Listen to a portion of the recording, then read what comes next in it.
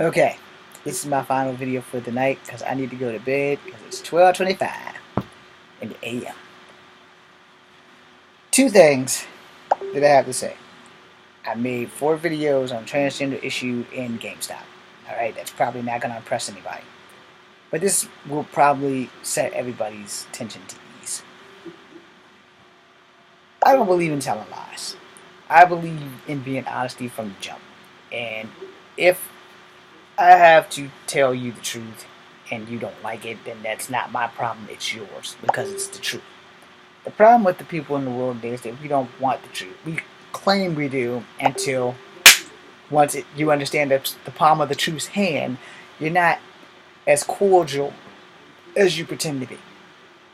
I'm not one of these people who's going to sit here and tell you we're going to live the fantasy life.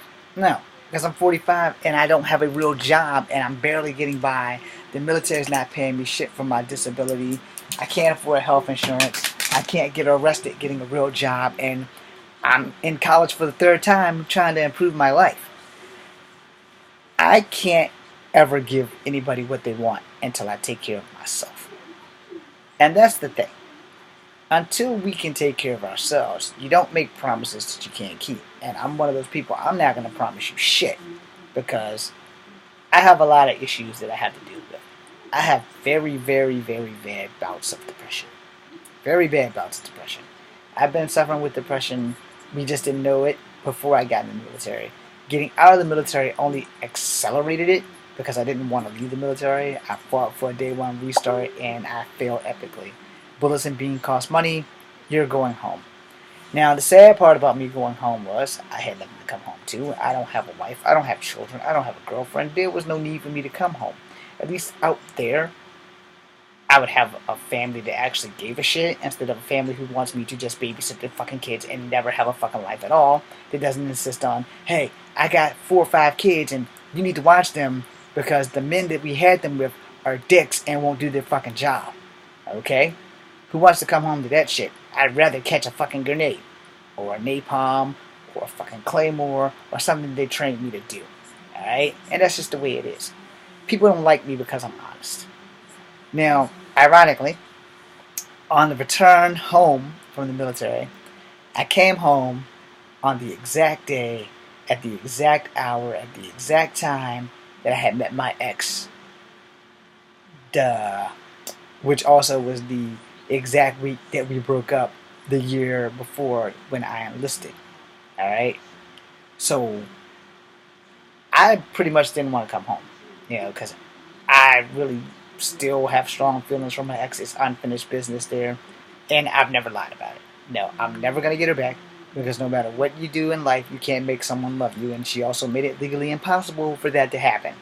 That being said, I can't give people what they want. Alright?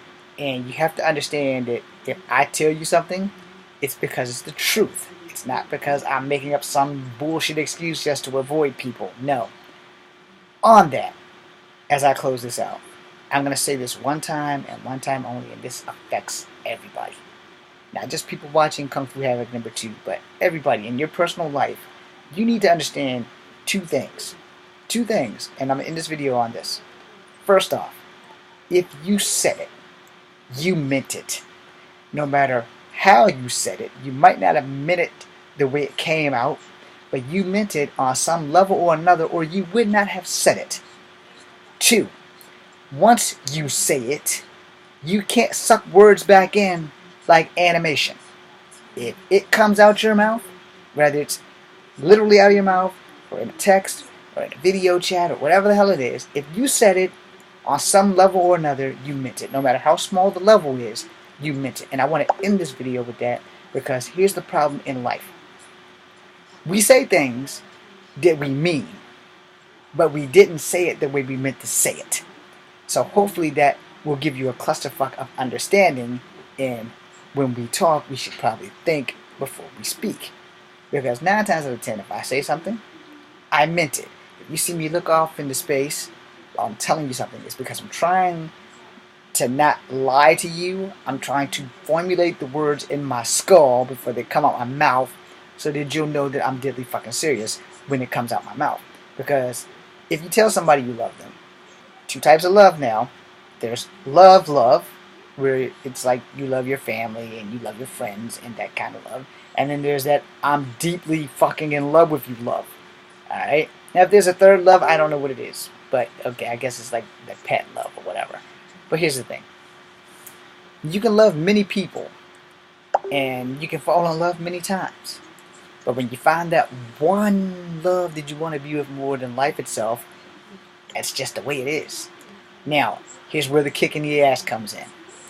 You can't make them feel that way about you. Alright? And therefore, you don't make promises to other people that you can't keep. And that's me.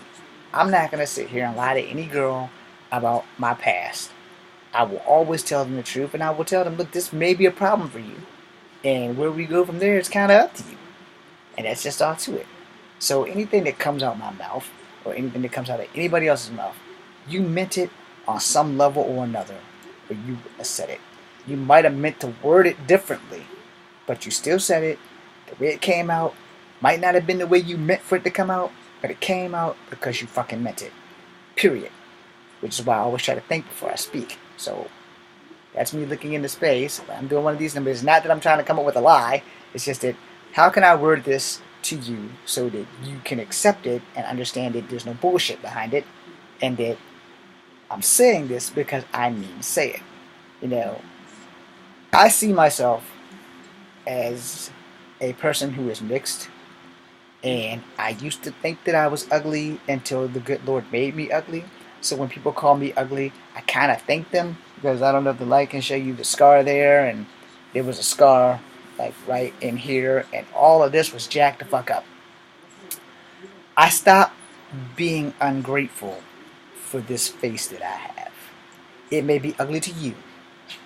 It's ugly to me too. But it's fucking mine. And I intend to keep it. I'm not going to burn my face off twice in a lifetime.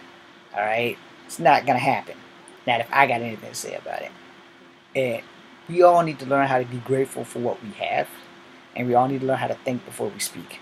I'm James Williams Sr. This has been 7.25 minutes of your life that you can't get back. Thank you for watching. Kung Fu Havoc number 2. Be seeing you.